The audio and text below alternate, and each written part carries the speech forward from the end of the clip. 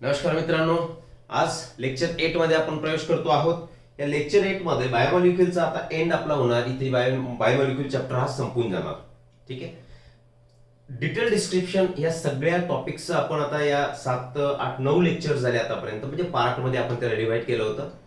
त्याच्यामध्ये पूर्ण detail explanation आपण सर्व टॉपिक्सचं केलंय आणि हा मिड पोर्शन जो होता याला आता आपण सेपरेटली डिस्कस करूयात, ज्याच्यामध्ये आपण बघणार dynamic state of body constituents हे काय असेल. हा कॉन्सेप्ट इन शॉर्ट आहे. एनसीईआरटी शी रिलेटेड जितकाही कॉन्सेप्ट असेल तितका आपण समजून घेण्याचा ट्राय करू. सेकंडली आपण बघू metabolic basis for living and lastly the living state. ठीक आहे. तर वेळ न घालवता आपण डायरेक्टली आता सुरुवात करूयात.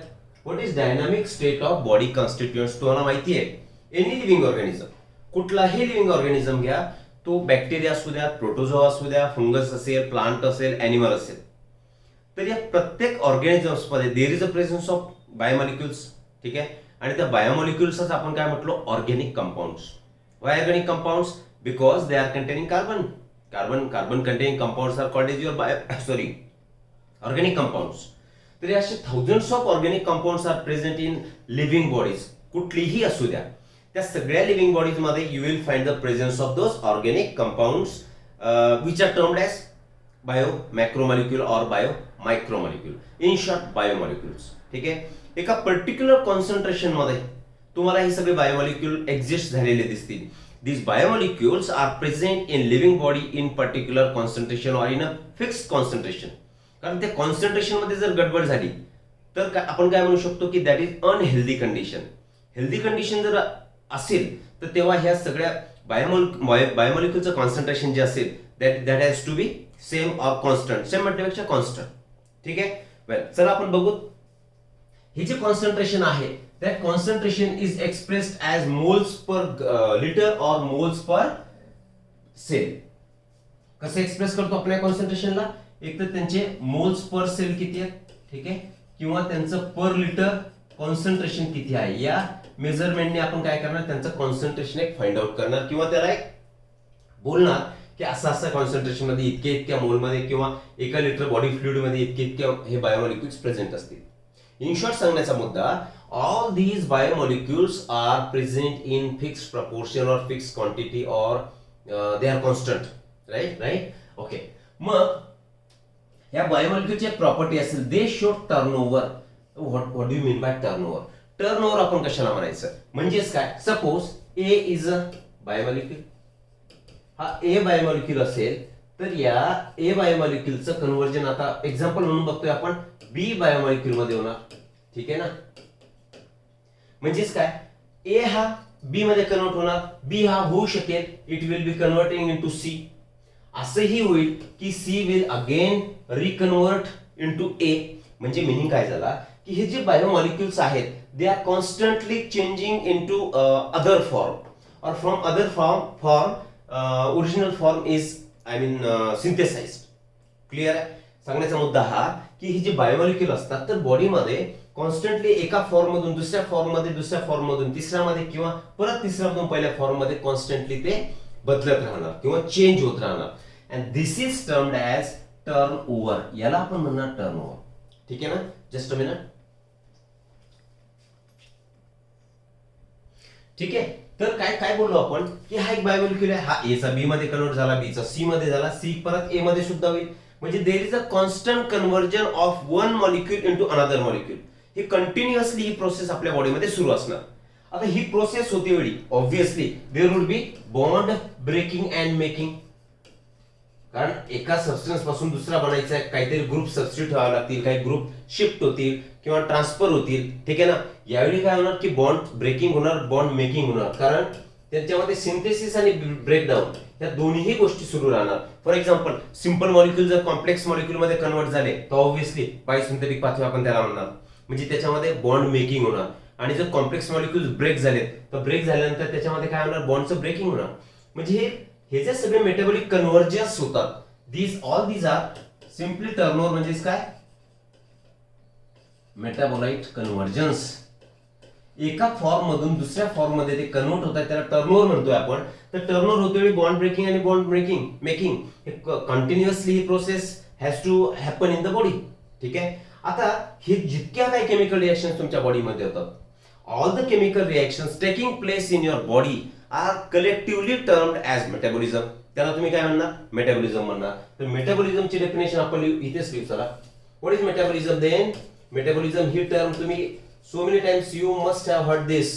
Metabolism, some total of chemical reactions, some total of chemical reactions taking place in your body, taking place in your body is termed as metabolism.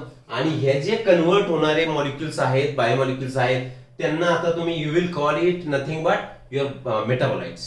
तर हे जे कन्वर्ट होणारे आहेत A to B, B to C, यांना तुम्ही काय म्हणता? Metabolites म्हणणार. मग हे जे मेटाबोलाइट्स आहेत एक सर्टन पाथ फॉलो करतात. ठीक आहे, पाथचं आपण नंतर बोलू. मग आता याचे एक्झाम्पल जर घ्यायचे झाले तुम्हाला, तर एक्झाम्पल आपण काय घेऊ? फॉर एक्झाम्पल, समजा तुमचा अमिनो ऍसिड असेल. अमिनो ऍसिड मध्ये जर अमिनो ग्रुप निघून गेला, मायनस करू आपण याला, अमिनो ग्रुप निघून जर गेला तर त्याच्यापासून जे शिल्लक राहील ते काय असणार आहे? अमाइन. एक अमाइन तयार होईल. म्हणजे याच्यामध्ये काय झालं? हा एक मॉलिक्यूल कन्सिडर करा, हा एक मॉलिक्यूल कन्सिडर करा. तर याच्यामध्ये काय कन्व्हर्जन झालंय. याला ए फॉर्म म्हणा तुम्ही आणि याला बी म्हणू शकता. तर ए इज कन्वर्टेड इनटू बी, म्हणजे यांच्यामध्ये बॉन्ड मेकिंग आणि ब्रेकिंग झाला असावं. ठीक आहे. अनदर एक्झाम्पल घेऊ आपण. फॉर एक्झाम्पल लॅक्टोज घ्या. Lactose sugar. आता लॅक्टोज शुगर ही कुठली शुगर आहे? We have seen in carbohydrates. Lactose is a disaccharide. ठीक आहे, डायसॅकॅराइड आहे म्हणजे यांच्यामध्ये ग्लायकोसाइडिक लिंकेज प्रेझेंट असेल. तर यांचं ब्रेकडाऊन होण्याच्यापासून तयार काय होणार? सॉरी, यांच्यापासून मोनोमर्स तयार होतील. Glucose plus galactose. आता ग्लुकोज आणि गॅलॅक्टोज जेव्हा डायसॅकॅराइडने फॉर्म केलं, म्हणजे लॅक्टोज शुगर जेव्हा तयार केली, तर त्यांच्यामध्ये बॉन्डिंग प्रेझेंट होता. कुठला बॉन्ड यांच्यामध्ये प्रेझेंट होता? That was your glycosidic bond. तर इन शॉर्ट सांगण्याचा मुद्दा हा की जेव्हा लॅक्टोज शुगरचं कन्व्हर्जन किंवा ब्रेकडाऊन हे ग्लुकोज आणि गॅलॅक्टोज मध्ये झालं, त्यावेळी ग्लायकोसाइडिक बॉन्ड वॉज ब्रोकन. हा ब्रेक झाला, बरोबर की नाही? सिमिलरली जर ह्या ग्लुकोज गॅलॅक्टोजला एकत्र यायचं परत लॅक्टोज बनवायचं आहे, तर त्यावेळी बॉन्डचं काय होणार? Bond making will be there. आणि ह्याच्या सगळे रिएक्शन्स असतात, तर यालाच तुम्ही मेटाबॉलिक रिएक्शन्स म्हणता. हजारोने एक्झाम्पल आपण याच्यामध्ये घेऊ शकतो. फॉर एक्झाम्पल सिंपल अजून एक रिएक्शन घेऊ आपण. CO2 plus H2O. याच्यापासून तयार काय होणार? H2CO3 कार्बोनिक ऍसिड तयार होणार. आता हा कार्बोनिक ऍसिड तयार होते म्हणजे हा एक सिंथेसाइज झाला मॉलिक्यूल आणि हे रॉ मटेरियल झालं. तर यांच्यामध्ये बॉन्ड मेकिंग झालं असेल की नाही? राईट, यांच्यामध्ये बॉन्ड मेकिंग झालंय. That means it is again a metabolic reaction. आता नो डाऊट ते बोलू आपण. Not a single reaction in your body takes place without presence of your enzyme. Enzyme जोपर्यंत प्रेझेंट असणार नाही तोपर्यंत कुठलीच केमिकल रिएक्शन तुमच्या बॉडीमध्ये होणार नाही. कारण ही जर एक्झाम्पल आपण बोललो तर this is simply a physical process. ही फिजिकल प्रोसेस आहे. परंतु बॉडीमध्ये जेव्हा तुम्हाला कार्बोनिक ऍसिड माहिती तुम्हाला तुमच्या टिश्यूज मध्ये, ठीक आहे ना, लिहू आपण. टिश्यू मधून काय बाहेर पडणार? आफ्टर रिस्पिरेशन प्रोसेस मध्ये रिस्पिरेशन मध्ये CO2 बाहेर पडला. कुणापासून बाहेर पडला? टिश्यू मधून. आता तो ब्लड मध्ये मिक्स होणार. कुणाशी मिक्स होणार? H2O सोबत मिक्स होणार आणि यांच्यापासून बाय कार्बोनिक ऍसिड आयन्स तयार होतील. ठीक आहे, असं लिहू शकतो आपण याला. ठीक आहे, कार्बोनिक ऍसिड तयार होणार. आता हे जे कन्व्हर्जन आहे तर हे कोणाच्या मदतीने होत आहे? This conversion also takes place with the help of enzyme that is carbonic anhydrase on the surface of RBC. Even plasma मध्ये सुद्धा हे कन्व्हर्जन होणार. प्लाझ्मा मध्ये सुद्धा हा कार्बोनिक ऑनहायड्रेज प्रेझेंट आहे आणि particularly it shows it's a maximum concentration of presence on the surface of RBCs. म्हणजे हे काय झालं सांगण्याचा मुद्दा लक्षात घ्या. कुठलीही एकही रिएक्शन तुमच्या बॉडीमध्ये अशी नसेल की जी विदाउट एन्झाइम कम्प्लीट होणार. ठीक, ओके. आता आपण सांगितलं मेटाबॉलिट्स एकामधून दुसऱ्यामध्ये कन्वर्ट होत आहेत, दुसऱ्यामधून परत पहिल्यामध्ये कन्वर्ट होत आहेत. मग यांचा जो एक फ्लो असेल तर एक तर लिनियर असेल किंवा सर्क्युलर असेल, बरोबर की नाही? Flow of metabolites. मेटाबोलाइट कशाला म्हटले? परत एक वेळा मी सांगतोय. ए पासून बी, बी पासून सी, सी पासून डी तयार झालाय, डी पासून ई झालाय, what ever dash dash dash पुढे करून आपण इथे लिहू असं झेड पर्यंत तयार झालाय. क्लिअर आहे? म्हणजे आता यांचा जो फ्लो आहे इथे तुम्हाला फ्लो कसा दिसतोय? It is a linear flow of metabolites. हा मेटाबोलाइट्सचा काय झाला? लिनियर फ्लो झाला. मेटाबोलाइट कशाला म्हटले तुम्ही? ए बी मध्ये कन्वर्ट झाला, बी सी मध्ये कन्वर्ट झाला. All these are your metabolites. ठीक आहे. आणि यांच्यापासून या रिएक्शन्स होऊन वेगवेगळे प्रोडक्ट तयार होतात, तर त्यालाच तर आपण बोललो मेटाबॉलिक रिएक्शन, बरोबर की नाही. तर लिनियर फ्लो ऑफ मेटाबॉलाइट हा एक तर लिनियर फ्लो होणार, किंवा this flow of metabolites will be circular direction मॅनरने सुद्धा ते त्यांचा फ्लो शो करतील. परत resynthesize of the original product will be there होऊ शकेल. म्हणजे लिनियर फ्लो त्यांचा असेल किंवा एक तर सर्क्युलर फ्लो असेल. मग हा जो कंप्लीट फ्लो दिसतोय तुम्हाला, linear flow of metabolite or circular flow of metabolite, this is nothing but your metabolic pathway. यालाच तुम्ही काय म्हणायचंय, मेटाबॉलिक पाथवे म्हणायचंय. रिस्पिरेशन तुम्ही शिकलेले असाल, 10th मध्ये निश्चित तुम्हाला होतं. तर रिस्पिरेशन मध्ये काय बघितलं आपण, जसं की glucose is converted into lactic acid, right. Well, आता मी याला मिटवतो इथे. Glucose converts into lactic acid, that is anaerobic type of respiration, that is also called as lactic acid fermentation. त्याला फर्मेंटेशन म्हणतो आपण. त्या प्रोसेस मध्ये काय झालं, बॉन्ड मेकिंग होईल की ब्रेकिंग होईल. Obviously there would be breaking of bonds. आपण इथे लिहिलंय मी आता ग्लुकोज. लिव्हिंग स्टेट मध्ये परत एक वेळा बघायचं आपल्याला, तरी मी सांगतोय आता मी इथे इंटरमिडिएट प्रोडक्ट लिहित नाही, फक्त असं समजून घ्या एरो दाखवतोय म्हणजे तितके मध्ये प्रोडक्ट तयार होत आहेत. आणि finally there will be formation of lactic acid. ठीक आहे ना.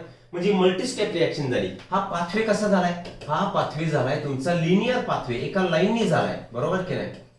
लिनियर पाथवे झालाय. आणि याच पाथवेला, कारण ही इंटरमिडिएट कंपाऊंड जे आहेत त्याला मेटाबॉलाइट्स म्हणायचं तुम्ही, कारण they are constantly converting into one form into another form, right. So this is called as your metabolic pathway. Okay. आता कुठलीही केमिकल रिएक्शन किंवा metabolic reaction it doesn't take place in isolation. Metabolic reactions do not take place in isolation. Metabolic reactions do not take place in isolation. Meaning काय झालाय की ह्या separately होणार नाही, बरोबर आहे.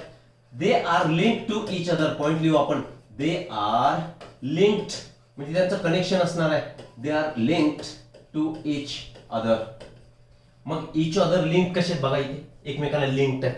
एक तर लिनियर वेने असणार, किंवा सेकंड हा ए प्रोडक्ट होता, A converted into B, B into C, C into D, D into E and E again converted back into A. म्हणजे हा ओरिजिनल होता, A पासून B C D E तयार झाला आणि E पासून परत A तयार झाला. तर हा मेटाबॉलिक पाथवे कसा झालाय, this pathway is circular metabolic pathway. ठीक आहे ना.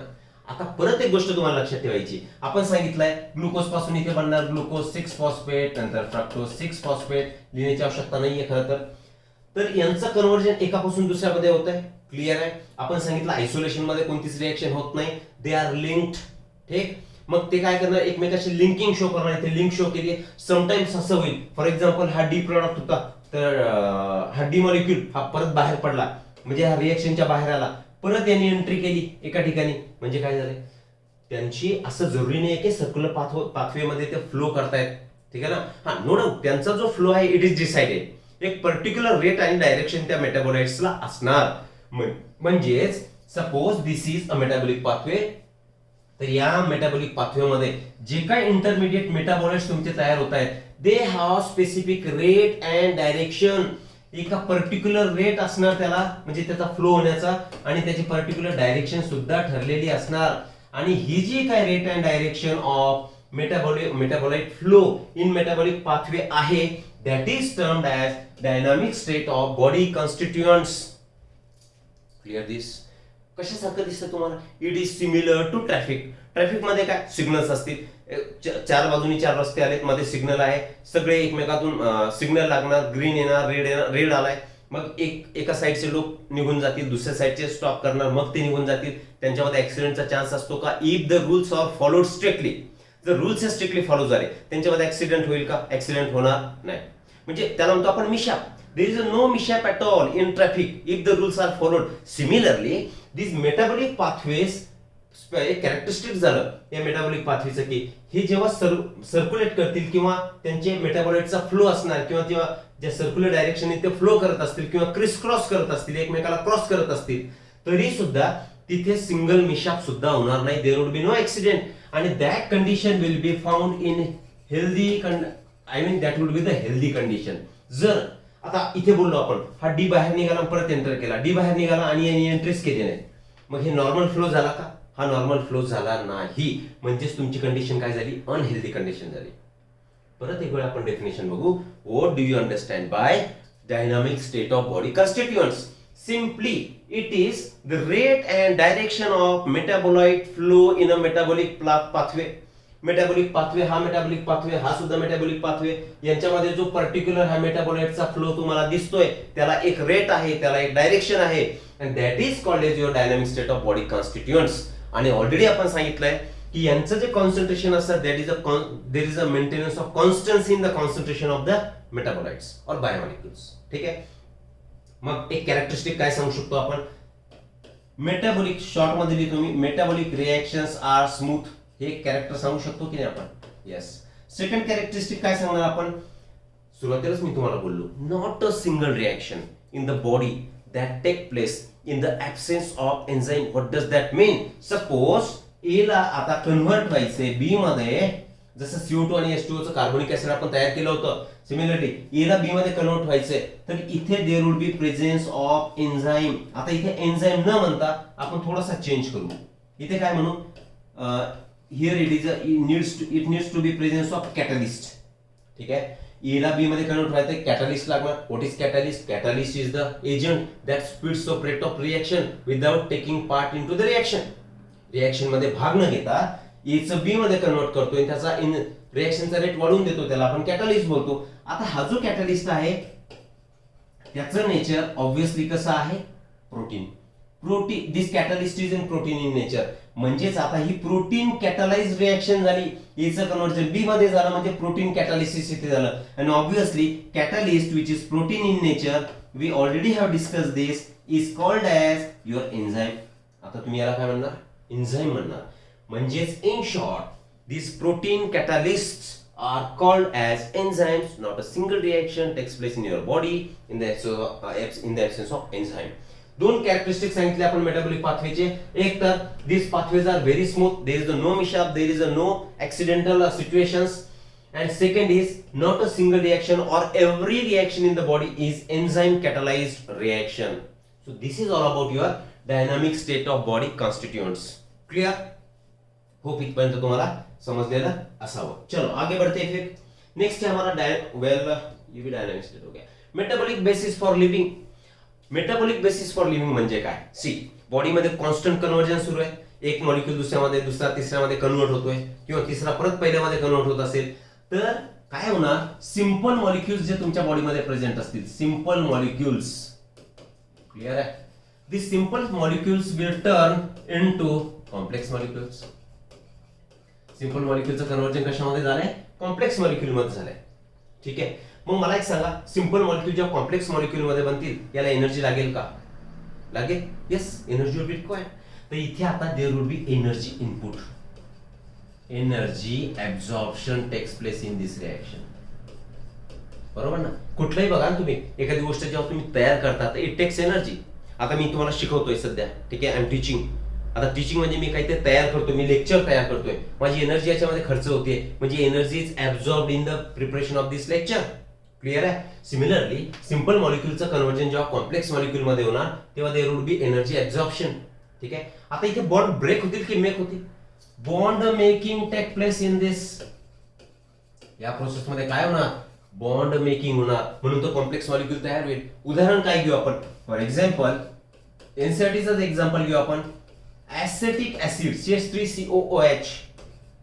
This acetic acid conversion into cholesterol. Cholesterol आपण कार्बोहायड्रेट्स मध्ये बघितलं या चॅप्टर मध्ये. कोलेस्ट्रॉल मध्ये आपण काय सांगितलं होतं की एक स्टिरॉल रिंग, अशी रिंग प्रेझेंट होती, आणि it is the most decorated molecule in the काय म्हणू शकतो आपण? बायोकेमिस्ट्री. ठीक आहे. हे असा एक मॉलिक्यूल आपण काढला होता. ही बेसिक रिंग, ही बेसिक रिंग आहे. त्या या रिंगला तुम्ही काय म्हणायचं? स्टिरॉल. आता याला आपण समजून घेऊ, फक्त हा कोलेस्ट्रॉल असा तयार झाला. मला एक सांगा, हे किती सिंपल स्ट्रक्चर आहे? हे सिंपल स्ट्रक्चर जर तुम्हाला काढायचंही ठरलं सपोज, तर तुम्ही कसं काढू शकता? हे CH3COOH, हे काय झालं? तुमचं ऍसिटिक ऍसिड. आता हे कॉम्प्लेक्स स्ट्रक्चर झालं की नाही? हे सगळे इथे तुम्हाला कार्बन दिसत आहेत. ठीक आहे. म्हणजे सिंपल स्ट्रक्चर हे कॉम्प्लेक्स स्ट्रक्चर मध्ये कन्वर्ट झालं. ही सुद्धा आता याच्यामध्ये तयार झालंय, काहीतरी नवीन कॉम्प्लेक्स तयार झालाय. मग अशा टाइपच्या ज्या रिएक्शन्स असतील तर त्या रिएक्शन्सला तुम्ही म्हणायचंय अनाबोलिक रिएक्शन. काय म्हणायचं या रिएक्शनला? Anabolic reaction. Or simply this is called as biosynthetic pathway. काय म्हणणार तुम्ही याला? बायोसिंथेटिक पाथवे म्हणणार. क्लिअर? अशाच प्रकारे अजून काय होईल की complex molecule will be converting into simple molecule. Complex molecule into simple किंवा कंपाऊंड म्हणू शकता तुम्ही. मॉलिक्यूलच काय, कॉम्प्लेक्स टू सिंपल कन्व्हर्जन. याच्यामध्ये आता काय होणार? कॉम्प्लेक्स टू सिंपल कंपाऊंड मध्ये जेव्हा कन्वर्ट होईल then there will be breaking of bonds. Bond इथे आता ब्रेक होणार कारण कॉम्प्लेक्स मॉलिक्यूल आता सिंपल मध्ये कन्वर्ट होतोय. अगोदर जी कॉम्प्लेक्स मध्ये बॉन्डिंग तयार झाली होती ती आता ब्रेक होणार आणि याच्यामध्ये एनर्जी लिबरेट होईल की ऍब्झॉर्ब होईल? तर एनर्जी इज लिबरेटेड और रिलीज्ड. Energy is released. मग सिंपल कंपाऊंड तयार झालाय. उदाहरण काय घेऊ? अगोदर जे आपण एक्झाम्पल बोललो, आपण एनसीईआरटीचं एक्झाम्पलच घेऊ. Glucose turning or converting into lactic acid. कुठे तयार होतं लॅक्टिक ऍसिड? फर्मेंटेशन मध्ये बघितलंय आपण. Lactic acid is synthesized in muscle. केव्हा होणार? व्हेन देयर इज अ, काय म्हणू आपण त्याला? when your muscles are deprived of oxygen. जेव्हा ऑक्सिजनची क्वांटिटी कमी पडणार, when the demand and supply of oxygen will not be satisfied, in that case muscles मध्ये there would be synthesis of anaerobic formation of lactic acid. आणि त्याच्यामुळे तुम्हाला muscle fatigue सुद्धा होतो, तुम्हाला थकल्यासारखं वाटतं, राईट?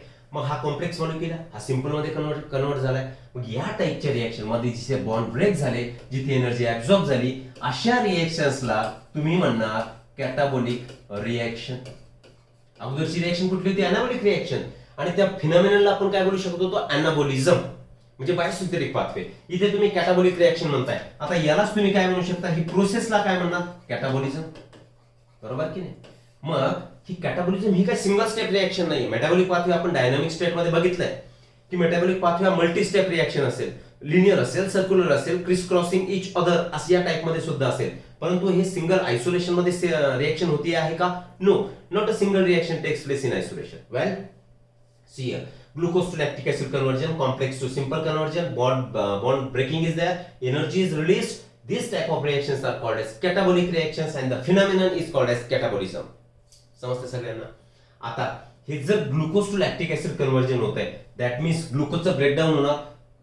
पुढे जाऊ आपण. ग्लुकोजचा काय होत आहे? ब्रेकडाऊन. आणि ग्लुकोज ब्रेकडाऊनला तुम्ही कोणती प्रोसेस म्हणता? It is termed as glycolysis. Glyco means glucose, lysis means breakdown. Breakdown of glucose. It is not a single step reaction. It is 10 multi-step reaction, 10 step reaction. And finally, there will be formation of pyruvic acid. बरोबर की नाही? हे झालं glycolysis. आणि pyruvic acid पासून आता finally तयार काय होणार? Lactic acid. मधली स्टेप मी वगळली आहे, त्या स्टेपची आपल्याला गरज नाहीये. सांगण्याचा मुद्दा हा चालला होता की glucose to lactic acid formation it is multi step reaction. म्हणजेच glycolysis is a 10 step reaction. आता हेही बोललो आपण की ह्या ज्या कॅटाबोलिक रिएक्शन्स असतात ज्यांच्यामध्ये बॉन्ड ब्रेक होतात, एनर्जी रिलीज होते, तर रिलीज झालेली एनर्जी, रिलीज्ड एनर्जी याचं काय होणार? It is trapped. कुठे ट्रॅप होणार? ट्रॅप म्हणजे अटकणार. It is trapped in the form of, not in the form of, it is trapped in the energy bonds.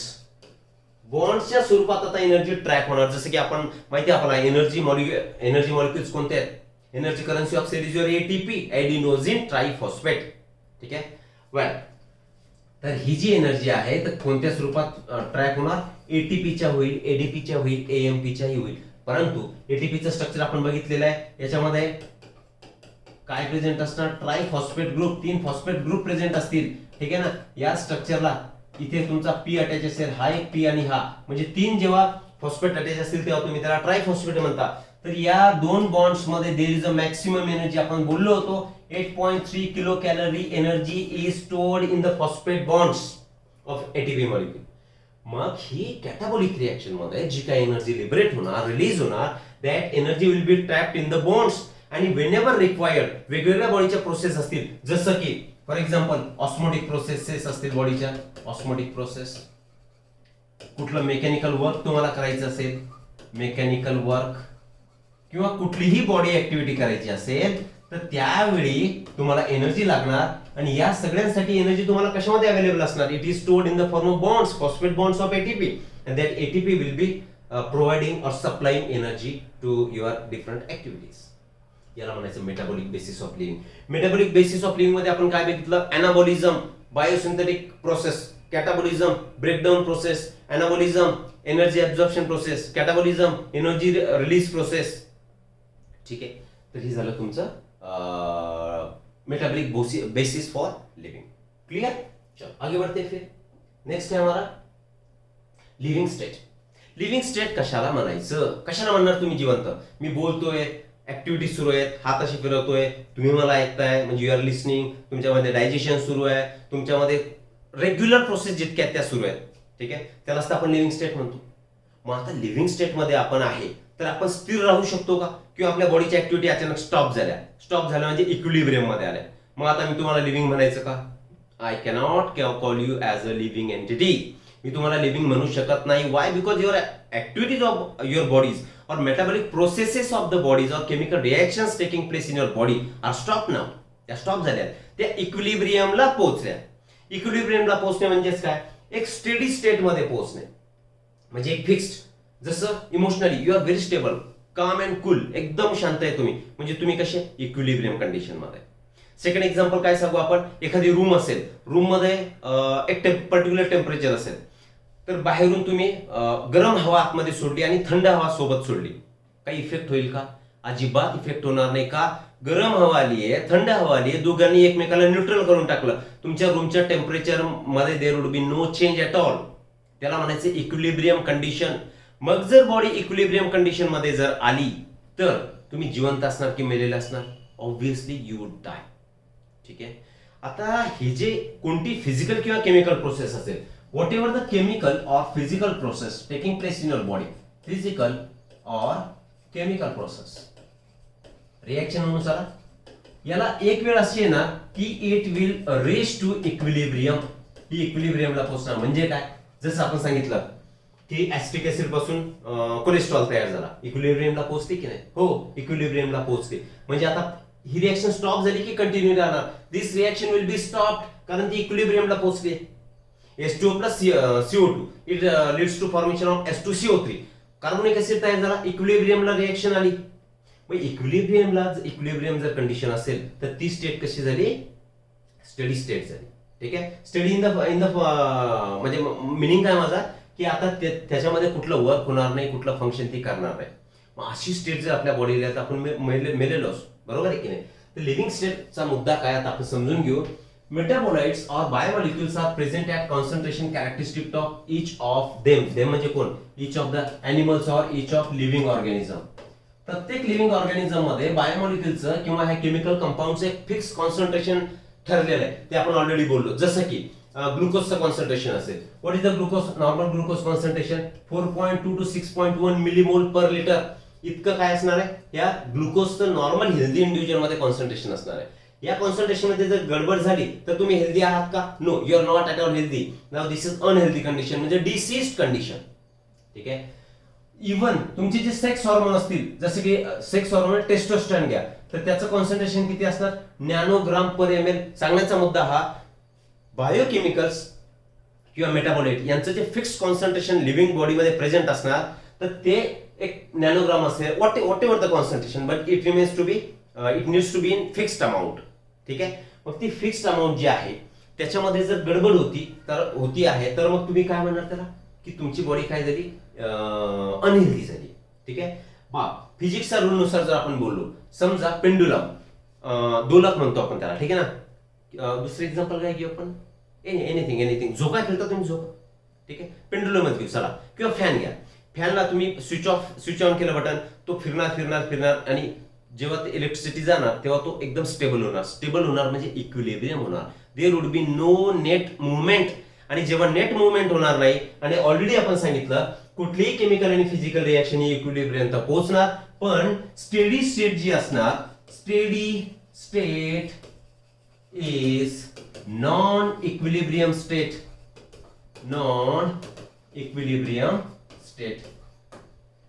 ठीक आहे. मग लिव्हिंग स्टेट आपण कशाला म्हणायचंय, डेफिनेशन करू आपण. लिव्हिंग स्टेटची डेफिनेशन काय, इट इज नॉन इक्विलिब्रियम, कारण स्थिर तर राहून चालणार नाही, कंटिन्युअसली व्हावं लागेल. It is non equilibrium steady state, non equilibrium मध्ये steady state, it is non equilibrium steady state to be able to perform work, एखादं काम करण्यासाठी, परफॉर्म वर्क, एखादं कंटिन्युअसली काम करण्यासाठी जी अनइक्विलिब्रियम किंवा नॉन इक्विलिब्रियम स्टेडी स्टेट असेल, that state is called as your living state. Clear. म्हणजेच बॉडी जर इक्विलिब्रियम कंडिशन मध्ये आली तर यू वुड डाय. का डाय, कारण तुमच्या बॉडी मधल्या सगळ्या मेटाबॉलिक रिएक्शन्स आता स्टॉप झाल्या. ठीक आहे. मग कशाला म्हणू आपण लिव्हिंग स्टेट. आता आपले जे प्रयत्न चाललेले असणार, आपण फूड खातो कशासाठी, कारण we need to be alive, आपल्याला जिवंत राहायचंय. जिवंत केव्हा राहणार आपण, लिव्हिंग बॉडी मध्ये आपण काय सांगितलंय, देर इज अ कॉन्स्टंटली काय होणार, मेटाबॉलिक रिएक्शन्स होणार. क्लिअर आहे. मग मेटाबॉलिक रिएक्शन्स होणार, मेटाबॉलिक रिएक्शन्स झाल्यानंतर आपल्याला बाहेर काय पडणार, मिळणार एनर्जी. आता ही एनर्जी कशासाठी आपल्याला, जिवंत राहण्यासाठी लागणार. इन शॉर्ट समजून घ्या, लिव्हिंग जर तुम्ही आहात तर तुम्हाला एनर्जी लागणार. मग एनर्जी कोणापासून मिळते, मेटाबॉलिक रिएक्शन पासून मिळते किंवा मेटाबॉलिझम पासून मिळते असं म्हणू. म्हणजेच living is equal to metabolism म्हणू शकता का, हो म्हणू शकतो. का, लिव्हिंग स्टेट आपला प्रयत्न चाललाय, लिव्हिंग राहायचंय, त्याला काय पाहिजे, एनर्जी. एनर्जी कोणापासून मिळते, मेटाबॉलिझम पासून. म्हणजेच मेटाबॉलिक रिएक्शन किंवा metabolism is equal to living state. Living state म्हणा किंवा मेटाबॉलिझमची स्टेट म्हणा, वन अँड सेम, कारण मेटाबॉलिझम एनर्जी प्रोड्यूस करणार, एनर्जी तुम्हाला जिवंत राहण्यासाठी हेल्प करणार. This is about the living state. Living state कळेल तुम्हाला. परत एक वेळा सांगतो, इन शॉर्ट सांगतोय, लिव्हिंग स्टेट म्हणजे अशी स्टेट की तिथे स्टेडी स्टेट येऊन चालणार नाही, स्टेडी आय मीन इक्विलिब्रियम येऊन चालणार नाही. इक्विलिब्रियमचा अर्थ काय होतो, there is a no net movement, कुठली हालचाल त्याच्यामध्ये होत नाही. मग हालचाल होत नाही तर मेटाबॉलिक रिएक्शन होईल का, आता आपण इंटरनल हालचाल म्हणू. ती हालचाल कोणत्या स्वरूपात, केमिकल रिएक्शनच्या स्वरूपात. मग केमिकल रिएक्शन होणार का, होणार नाही. केमिकल रिएक्शन होणार नाही, तुम्हाला काय मिळणार नाही, एनर्जी. एनर्जी मिळाली नाही मग तुम्ही जिवंत असणार का, नो, यू डाय, तुम्ही मेले असाल. So this is in short about the living state. Clear आहे.